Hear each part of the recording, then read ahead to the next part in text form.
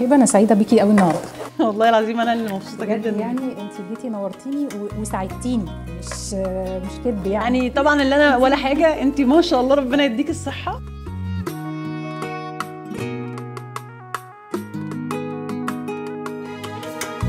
كل شيء في الدنيا نصيب، وحاسه ان ضيفتي النهارده اللي جت تنورني في لقمه خير وتعمل معايا اللقمه النهارده هي من اكتر الناس المؤمنه بالمبدا ده. تعالوا معايا شوفوا سر الخير في حياه الفنانه هبه عبد الغني. اهلا بيكي يا هبه.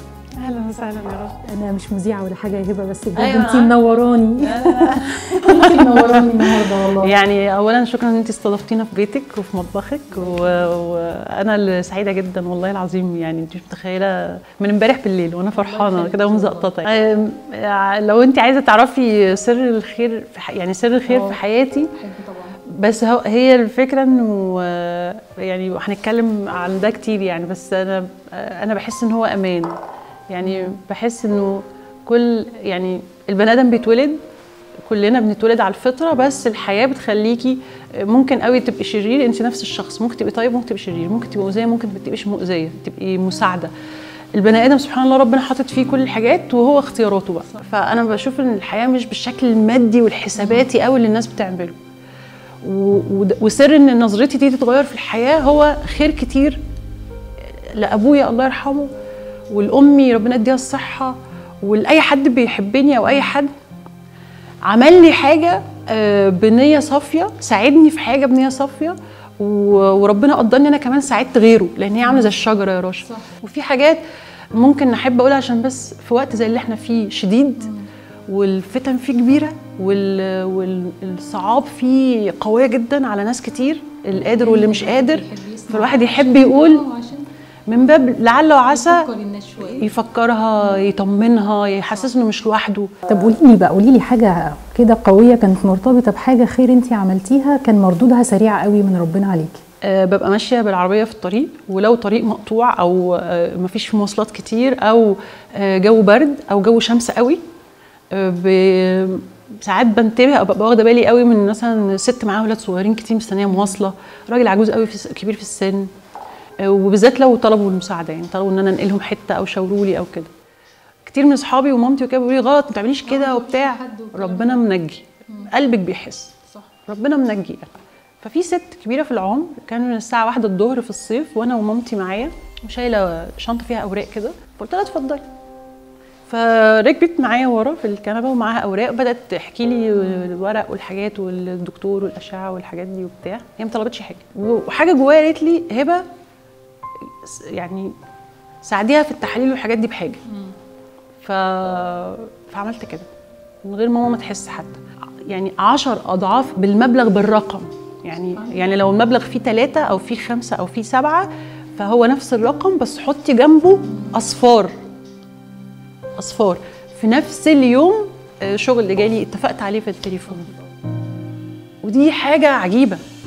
يعني مفيش وقت، يعني مش مثلا انت محتاجة وقت على ما تدركي او ربنا يعرفك حكمة ده. الرد كان سريع قوي. انت بتحسي ان ربنا بيقولك انت مش اكرم مني، يعني انت طلعتي حاجه انا بديكي اضعافها. يعني مرضيه، هي مرضيه. اهو لما بتساعدي حد او بتعملي حاجه لحد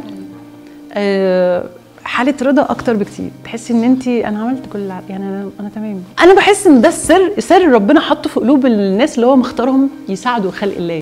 فده يعني دي حاجه من الاسرار. انا ما بحبش اتكلم في الحاجات دي يا رشا. لا بس حلو يا هبه والله. يعني ساعات الحاجات دي في ناس بتحب تسمع ده، لان في ناس ساعات بتبقى بعيده شويه، مش بيصدقوا غير لما بيسمعوا. يعني فعلا انا بقول يعني انت بتدي حاجه او بتعملي حاجه ربنا بيطبطب عليكي باضعافها، وبيطبطب عليكي وبيرضيكي وبيساعدك فعلا بالحاجه اللي انت بتعمليها فوق ما انت تتخيلي. بحس الحاجات دي اللي في الغالب انت اصلا مالكش فيها مصلحه اساسا، وبتعملها اللي هو بيقول لك ايه لله. يعني صحيح. هو الحقيقه لا، انت وانت ماشي بتعملها انت بتوصل بيها نفسك، بتعمل حلقات وصل كده بينك وبين حاجات حلوه كتير. فلا بالعكس، كل حاجه محرضه على الخير نعمه ربنا يديمها.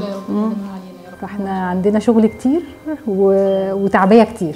يلا قوي عاملين النهارده 120 وجبه ما شاء الله، ربنا يزيد ويبارك. بس هتقولي الدقوس بتعمل ازاي عشان ده سر انا نفسي فيه اعرف. اتفضل. السمبوسه وانا الرز. انت هتعملي رز حلو جدا. اللي عامله النهارده اللقمه دي بقى سبحان الله قعدت فتره طويله تتكلم معايا. هي عايشه في النمسا، هي مصريه وعايشه في النمسا. قعدت فتره طويله، انا عايزه اعمل حاجه، طب ابعت لك الفلوس، طب اقول لها طب حملي اي ابلكيشن عشان تعرفي تبعتي لي من عليه الحاجه، طب انا مش عارفه، عشان تبعت لك الخامات تبعت لي يعني. الخامات بقى وتحط العنوان بتاعي وهي تدفع، يعني بحيث ان هي تجيب فاهمك. الحاجه. فهي غلبت بصراحه، فقالت لي طب خلاص انا نازله مصر وان شاء الله لما انزل هجيب لك انا بقى الحاجه بنفسي وهاجي كمان هعمل معاكي.